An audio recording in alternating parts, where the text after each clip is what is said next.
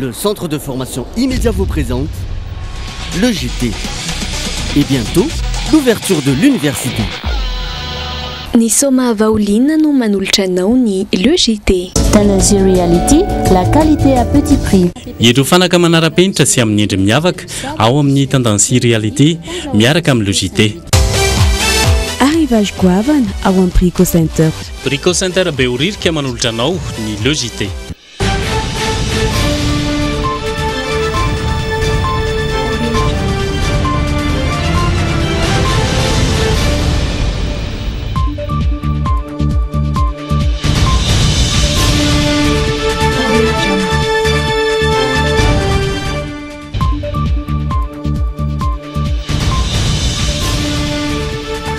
Ravantsika rehetra tonga soa indray atao anatin'ny le JT amin'izao fa 4 ny volana janoary izao.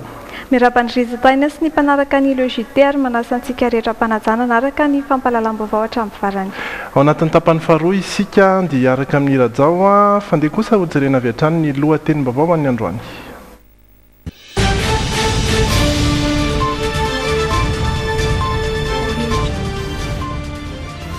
Toetra ranom-pirenena samy manana ny heviny mikasika izay mety ho toetetry ny praiminisitra vaovao na ny olon-tsotra na ny mpanao politika eto amintsika.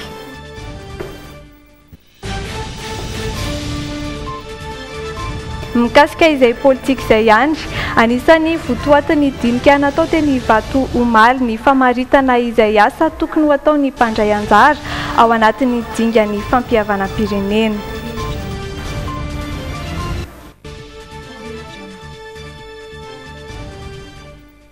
Eo amin'ny lafiny sosialy dia tsy mitsahatra mitombo hatrany ny olona traboana vokatry ny fiakaran'ny rano.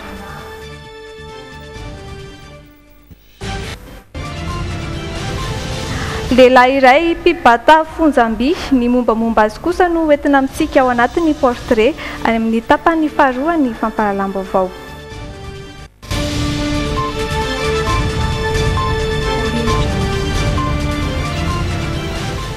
Ary ny tapany voalohany dia iarahako amin'ny miaro sorojo ravaka izany manolotra ny actu.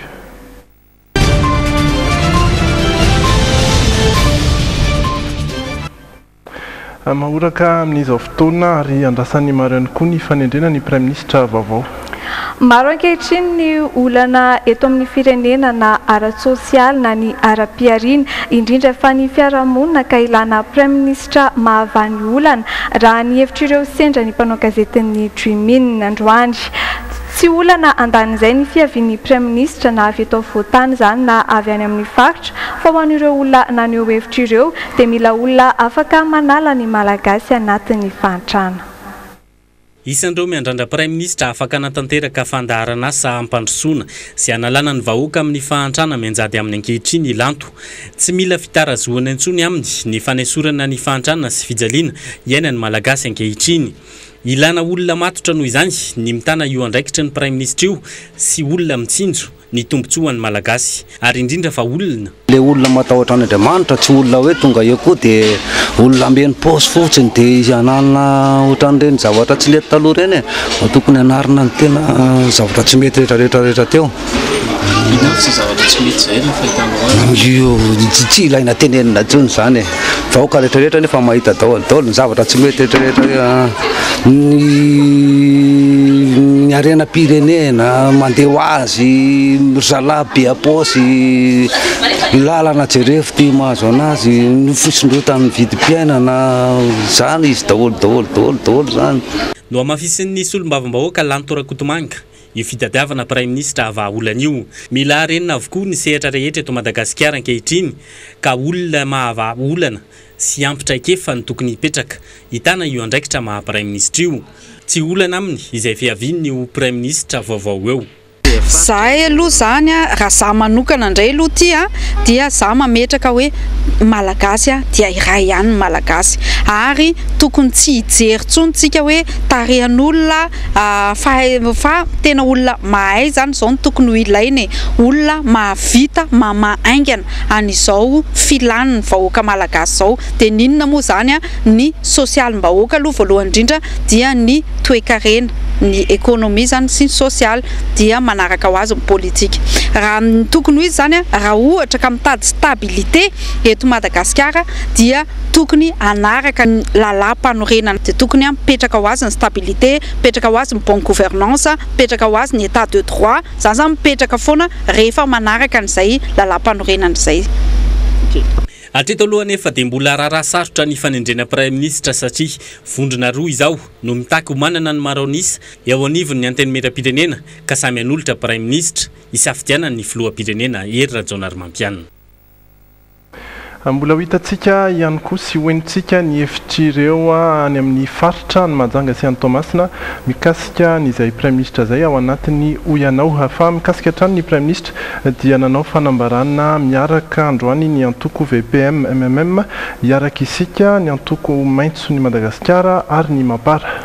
Araka izay fanambaran'izy ireo izay dia izy mitambatra izy ireo, mitambatra ny solombavam-bahoakan'izy ireo ka izy ireo zany no manana ny maro an'isa eo anivon'ny antenimieram-pirenena. Raha ny fanazavan'izy ireo hatrany dia 20 ny seza azon'izy ireo anivon'izay antenimieram-pirenena izay ho arahantsika ary ny fanampanazavana hoentin'Andriamatoa azo Andriananarivelo. Ao anatin'ity arean'ny CES tia tsy nahita tato mihitsy aho hoe nisy olona lany tamin'ny Mampara 1, Mampara 2, Mampara 3 na VPM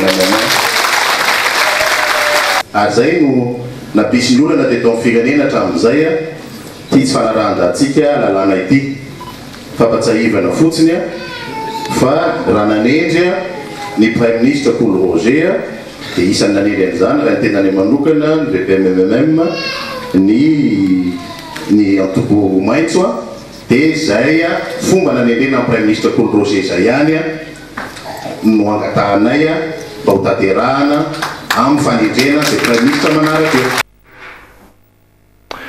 Ao anatin'ny vavaon'ny fiainam-pirenena ihany dia tonga nanatitra ny taratasy fanendrena azy teny amin'ny lapa-panjakana ny avoloa ny ambasadaorin'ny États-Unis vaovao hiasa eto Madagasikara nanatrika izany teny an-toerana Jerry Edouard. Ny fifidianana tamin'ny fomba demokratika sy ny fanendrenan'ny gouvernemanta izay nidirana tanteraka tao anatin'ny Repoblika Fahefatra no niverenan'ny fifandraisan'ny Madagasikara tamin'ny États-Unis indray rehefa natsara zany tamin'ny taona 2020. Fiara-miasa izay niompany indrindra tamin'ny AGOA sy ny MCA. Ho fanamariana ny fiverenana izany fatokisana izany indray no nanateran'ny Robert Yamate ny taratasy manendry azy ho masovon'ny États-Unis. Ny nanendrenay ho ambassadeur ny États-Unis Madagasikara tarina zay 5 taona tsy nisy ny ambassadeur zay dia maneho fa miverina amin'olo indray zao ny fifandraisana akaiky eo amin'ny firenena rotonta ary dia vonona koa hiara-iasa amin'ny filoha malagasy ny gouvernement malagasy ary amin'ny vahoaka malagasy mba hatratrarana ny ho avy mamirapiratra zay tokony ananan'ity firenena ity. Raha ho an'ny taona lasiny dia naherin'ny 3.5 tapitrisa $, ny volan'ny vatsiny firenena Amerikanina teto Madagasikara na dia niena zany raha oharina tamin'ny taona 2012. Vinavinaina amin'ny fampitomboana ny famatsiana ho an'ity taona ity amin'ny alalan'ny fampidirana indray any Madagasikara amin'ny tetikasa vaovao toy ny famerenana ny firenena ao amin'ny Millennium Challenge Corporation, ny fanatsarana ny AGOA ary tetikasa momba ny tontolo iainana sy ny fanabeazana. Faranangina nandritry ny 9 taona ny fifandraisan'ny ara-diplomatika teo amin'ny Madagasikara sy Canada dia nanolotra ny taratasy manendry azy ihany koa i Gaston Barbon masoivony ny Canada. Teo amin'ny sehatry ny fanabeazana sy ny fampianarana ambony ary ny fahasalamana no tena nisy ny fiara-miasan'ny firenena rotonto tsy ho ambakan'izay anefa ny tetikasa toy ny fiarovan'ny toe-karena sy ny fampiasam-bola. Ça fait 50 ans que nous avons des relations entre le Canada et Madagascar. On a commencé ces relations en 1965, donc aucune condition, on va continuer avec nos relations et je vois que nous allons augmenter les relations entre les deux pays, qui a déjà commencé avant ma nomination ici. Tsara ary mbola mitoy ny fiara-miasa eo amin'ny Madagasikara sy ireo firenena vahiny. Io tolakandro ary dia mbola noraisan'ny filoham-pirenena teny amin'ny lapan'ny avaloha ihany koa ny filohan'ny sampandraharaha japonais ho an'ny fiara-miasa iraisam-pirenena na ny JICA. Fa ao anatin'izay fiainana politika izay hatrany araka ny efa voalazantsika teto omaly dia ito irampitso ny fiaonan'ireo filoham-pirenena 10 mirahalahy nisy ny atao hoe sosikevitra izay natolotra ny FFKM omaly. raha tsaivina kely tokoa dia nitanterana omaly ny fifampidiniana teo amin'ireo filoham-pirenena efatra amin'ny rahalahy teo aloha sy ny filoham-pirenena amperinasa amin'izao fotoana. Raha ny hita omaly aloha dia namaritra ireo asa tokony ho ataon'izy ireo ny votoatan'izay fifampidiniana izay ary nitondra fanontaniana 3 ho dinian'izy ireo ary anolorany hevitra ho diniana amin'ny fifampidiniana manaraka indray. Fametrahana sy famaritana ireo dingana sy rafitra ho tanterahana amin'ny fampiavana-pirenena no nataon'ireo filoha teo aloha efatra sy ny filoham-pirenena ankehitriny niaraka tamin'ireo olona 3 nanaradia azy sy ireo mpikambana ao amin'ny FFKM ao Maleriva. Tao anatin'ny lohahevitra 4F, fiekenkeloka, fibebahana, famarinana ary fihavanana no natanterahana izany. Nampitondraina fanontaniana 3 ireo mpitondra teo aloha sy ny ankehitriny nodinian'izy ireo miaraka amin'ny pomba azy ka ho valiny entina amin'ny fivoriana manaraka ho Maleriva. Fandravonana ny dingana efa nataon'ny FFKM ny volana May tamin'ny taona 2014 ireo valim-panontaniana andrasana amin'ireo filoha teo aloha sy ny ankehitriny ireo. Ireto misy antonana amin'ireo fanontaniana nomena ireo filoha ireo.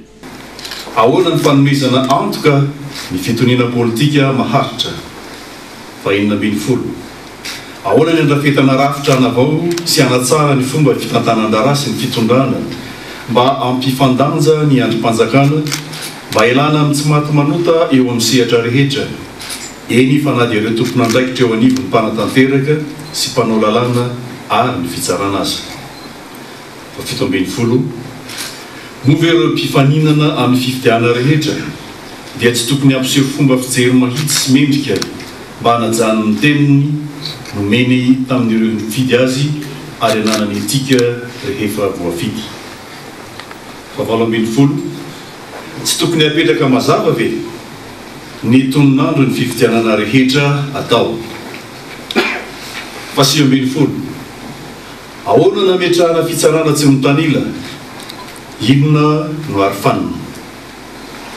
20 Antenena izany fa ho voavalin'ireo filoha teo aloha sy ny ankehitriny ity lisitra nomena azy ity itohizany ny fionana manaraka indray. Na izany aza nefa dia mbola ho asa maharitra ity fampiavana-pirenena ity ary tsy ho vita haingana. Raha ny rafitra sy ny dingana arahana rehetra no mbola dinihina sy ho tapahana avokoa. Antenena nefa fa hitatra tsy kelikely ny mpandray anjara amin'ity fivoriana ho amin'ny fampiavana-pirenena ity ka tsy farana raha tsy mandray anjara ny vahoaka rehetra. Efa io raha teo ny tanjona ampiavana ny vahoaka rehetra isiny ny fanarenam-pirenena araka amin'ny fanazavan'ny FFKM ao Maleriva. Ivadika eo amin'ny vaovao sosialy indray koa isika. Dibotraona avokoa ankehitriny ny ankabeazan'ny faritra iva eto an-drenivohitra raha nambarany filohan'ny FIMAMI na ny fikambanana ivondronana ireo mponina eny ambany tanàna. Araka izany dia sahirana tanteraka izy ireo satria tafiditra hatrany anaty trano mihitsy ny rano. Mitondra faisana avokoa amin'izao fotoana izao ireo mponina mipetraka manerana ireo faritra iva eto an-drenivohitra. Taoriana izay rotsakorana ny fanesesy tato ato izay. Raha nambarany filohan'ny fikambanany malagasy mijoro izay fikambanana ivondronana ireo mponina sahirana eny ambany tanàna dia dibodrano tanteraka ankehitriny eny am-pifiloam-body rano Ambilanimbe Andavamambanjesika voaloha sy faharoa tetezana avoany Manartsoa Isotry Ankasina ary Antsalovana. Ho an'ity renim-pianakaviana ity dia tafakatra hatreny amin'ny lohalika mihitsy ny rano ao an-tranony ka voatery any aman'olona ny zafikely no matory isorohana ny aretina teraka izany. Ny fiakaran-drano izany dia mitombo isanandro ary tena tsisy le manota miparitaka ny ankizy mandehandeha marary ka izay le za aloha mananjaka kely fa le zafikelyko sisa zany dia napetraka any amin'ny olona hafa any izy fa tsy natsiavy natao tsonka io fofona rano io ve ny pipotrany avy mainka aretina no aretim-beny io hoe aretim-be mihitsy io. Manoloana izay fahaseranana sy olana sedrain'izy ireo izay dia nisy ny antsoavy nataon'ny filohan'ny fikambanana tamin'ny vadin'ny filoham-pirenena Voangy Rajaonarimampianina. Raha mahita zao fa tena dibotra tokoa ny rano le vahoaka sahirana dia ndreo fitarainan'ireo vahoaka avy aty amin'ny président dia tsy maintsy nandeha zay mba nandeha mitady lalana ary tsy hoe zay malala-tanana zany dia ho raisinay daholo amin'izao satria ny tetezanao betsaka ny simba tsisy mpanao ny vahoaka betsaka ny aretina sy ny sisa tsy tazola zany satria maro moa zao le zavatra midona amin'ny vahoaka ty ambany tanàna amin'izao zavatra miseho zao. Misa 507 moa androany ireo zokiolona sy mponina sahirana ao anatin'ny fikambanan'ny malagasy mijoro izay notolorana vary sy siramamy ary kit alimentaire avy amin'ny vadiny filoham-pirenena.